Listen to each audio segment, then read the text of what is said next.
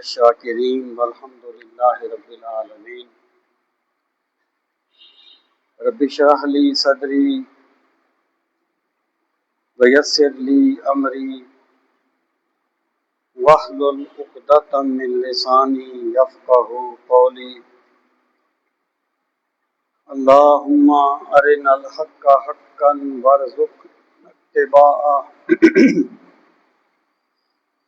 وارنا الباطل باطلا وارزقنا اجتنابہ۔ اللہم ارنا الاشیاء کما ہی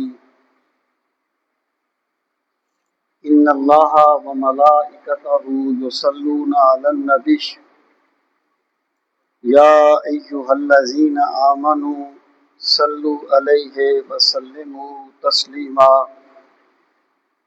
اللہم صل وسلم علی سیدنا و مولانا محمد وعلی آل و اصحاب سیدنا و مولانا محمد وبارک وسلم وصلی علیہ۔ الصلاۃ والسلام علیک یا رسول اللہ وعلی آلک واصحابک یا حبیب اللہ۔ الصلاۃ والسلام علیک یا شفیع المذنبین وعلی آلک واصحابک یا رحمۃ للعالمین۔ صلی اللہ علی محمد عدد ما ذکرہ الذاکرون وعدد ما غفل عن ذکرہ الغافلون۔ انتہائی عزت و احترام کے لائق قابل عزت تکریم معزز و محترم سامعین کرام، میں آپ کی خدمت میں عقائد کی معروف کتاب العقیدۃ الطحاویہ کی روشنی میں اہل السنت والجماعہ کے چند بنیادی عقائد عرض کر رہا تھا، اور یہ اس سلسلہ گفتگو کا آج 5واں جمعہ ہے۔ میں کوشش کروں گا انشاءاللہ العزیز کہ میں اس کو اگلے جمعے پر کسی حد تک مکمل کر دوں۔ تو جو باتیں میں نے عرض کی تھیں ان کو میں دہرانا نہیں چاہتا۔ آج میں بلا تمہید کے جو اگلا عقیدہ ہے وہ بیان کروں گا کہ امام طحاوی فرماتے ہیں والعرش والکرسی حق وہو عز وجل مستغن عن العرش وما دونہ محیط بکل شیء وبما فوقہ وقد عجز عن الاحاطۃ خلقہ۔ کہ عقیدہ یہ ہے کہ عرش اور کرسی حق ہے، یعنی اللہ تعالیٰ کا ایک عرش ہے، جیسے کہ وَكَانَ عَرْشُهُ عَلَى الْمَاءِ، اللہ کا عرش پانی پر تھا، اور ایک کرسی ہے جیسے وسع کرسیہ السماوات والارض۔ اب اگر کوئی بندہ یہ کہے کہ جی ہم اللہ تعالیٰ کے لیے کوئی کرسی نہیں مانتے یا اللہ تعالیٰ کا کوئی عرش نہیں ہے، تو اس کا یہ عقیدہ غلط ہوگا اور گمراہی پر مبنی ہوگا۔ ہاں، اس میں متقدمین اور متاخرین کی رائے میں فرق ہے۔ متقدمین یہ کہتے تھے کہ ہمیں ایسی چیزوں کا کوئی مفہوم متعین کرنے کا حق نہیں ہے۔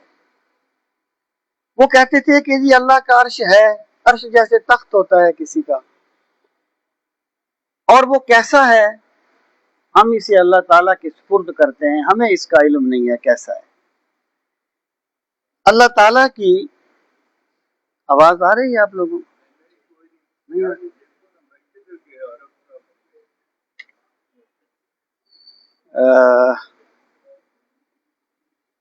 کریار صاحب کو بلاؤ نا، کریار صاحب کو تو نہیں پتا ہوگا، کون کرے گا اس کو؟ جی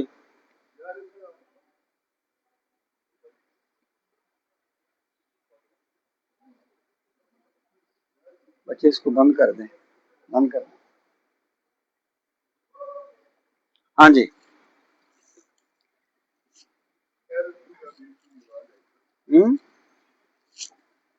اصل وہ پنکھے کا شور ہے نا۔ بیٹھے جی، آپ بیٹھے۔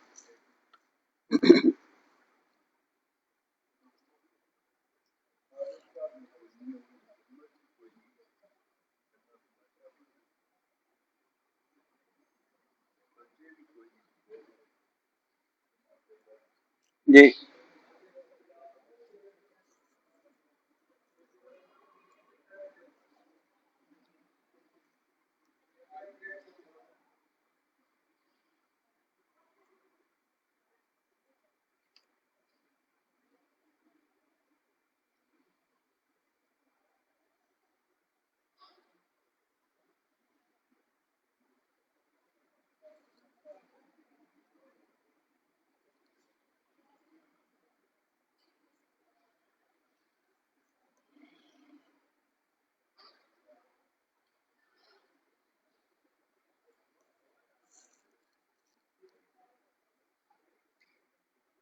جی کیا؟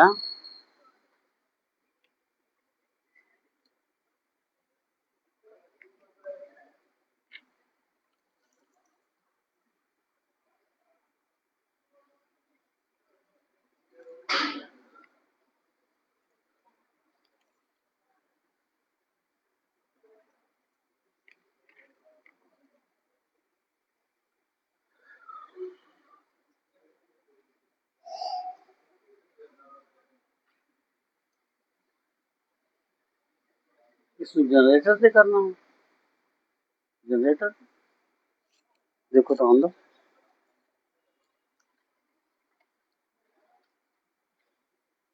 جی نہیں۔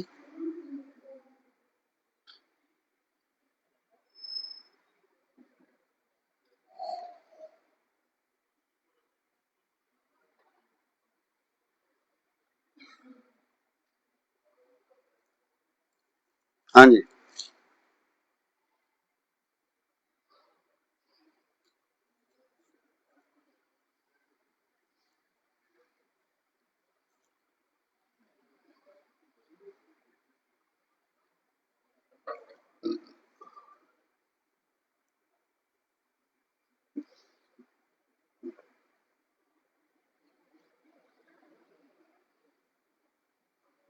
جی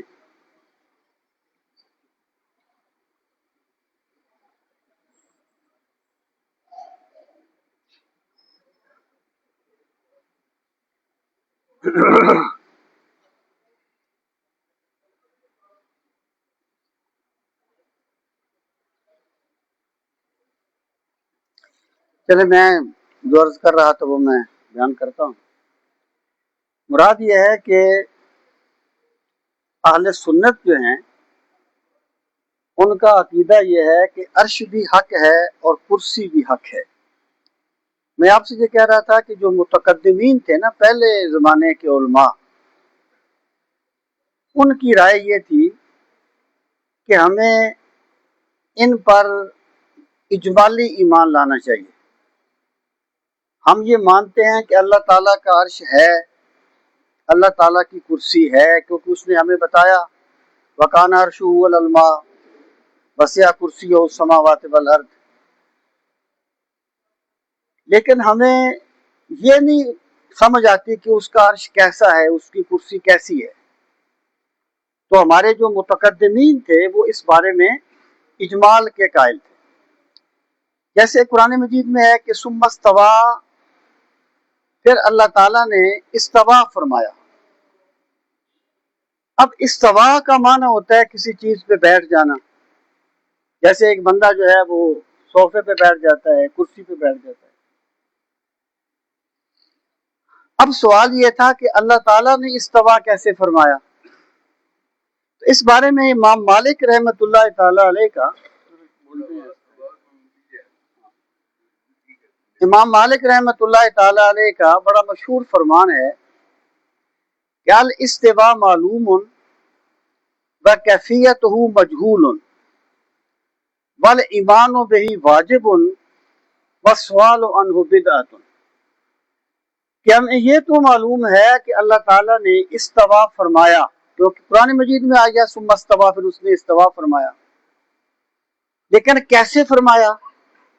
ظاہر کرسی پر تو یا کسی جگہ پر تو کوئی وجود بیٹھتا ہے، تو فرماتے ہیں کہ باکیفیت مجہول، ہمیں اس کی کیفیت معلوم نہیں ہے کہ کیسے اس نے استوا فرمایا۔ والایمان بہ واجب، لیکن اس پہ ایمان رکھنا واجب ہے۔ جب قرآن میں آ گیا ثم استوا تو بندے پر لازم ہے کہ وہ یقین رکھے، ایمان رکھے کہ اللہ نے استوا فرمایا۔ والسؤال عنہ بدعۃ، اور اس کے بارے میں سوال کرنا بدعت ہے، یعنی یہ متقدمین کا طریقہ تھا۔ متاخرین اس کی ایک تعویل کر لیتے ہیں، وہ کہتے ہیں کہ عرش کا جو لفظ ہے نا، یا جو کرسی کا لفظ ہے، یہ کبھی کبھی اقتدار کے معنی میں آتا ہے۔ جیسے ہم کہتے ہیں یار سارا کرسی کا جھگڑا ہے بھائی، تو کرسی سے مراد کوئی کرسی تو نہیں ہوتی نا، ایک اقتدار مراد ہوتا ہے نا۔ یا ہم کہتے ہیں جی کہ فلاں بندہ جو ہے وہ فلاں سن میں تخت خلافت پر بیٹھا، مراد تو اقتدار سنبھالنا ہے نا، وہ ممکن ہے تخت پر نہ بھی بیٹھا پھر بھی اس نے اقتدار تو سنبھال لیا ہے۔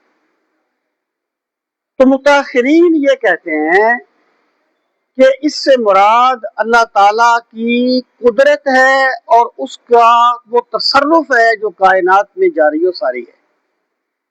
وہ جو فرمایا کہ وسع کرسیہ السماوات والارض، کہ اس کی جو کرسی ہے وہ آسمانوں زمینوں سے وسیع ہے۔ اس سے مراد کوئی ایسی کرسی نہیں ہے جیسے یہ کرسیاں پڑی ہوئی ہیں یا آپ کرسی پر بیٹھتے ہیں۔ اور جن لوگوں نے اس کی ایسی توجیہ کی وہ کہ اسلامی تعلیمات کے مطابق نہیں ہے کہ جب اللہ تعالیٰ کرسی پر بیٹھتا ہے تو کرسی کی آوازیں نکلتی ہیں، یہ اسلامی سوچ نہیں ہے۔ کرسی سے مراد ہے اللہ کا اقتدار، اللہ تعالیٰ کا دائرہ کار، اس کی قدرت کا دائرہ۔ تو وسع کرسیہ السماوات والارض سے مراد یہ ہے کہ یہاں پر زمین و آسمان ختم ہو جاتے ہیں، رب کا اختیار وہاں بھی باقی ہوتا ہے، رب کی سلطنت وہاں بھی باقی ہوتی ہے۔ جیسا کہ اللہ رب العزت نے قرآن مجید میں فرمایا کہ یا معاشر الجن والانس ان استطعتم ان تنفذوا من اقطار السماوات والارض فانفذوا لا تنفذون الا بسلطان، کہ اے گروہ جن و انس، اگر تم زمین و آسمان کی حدوں سے باہر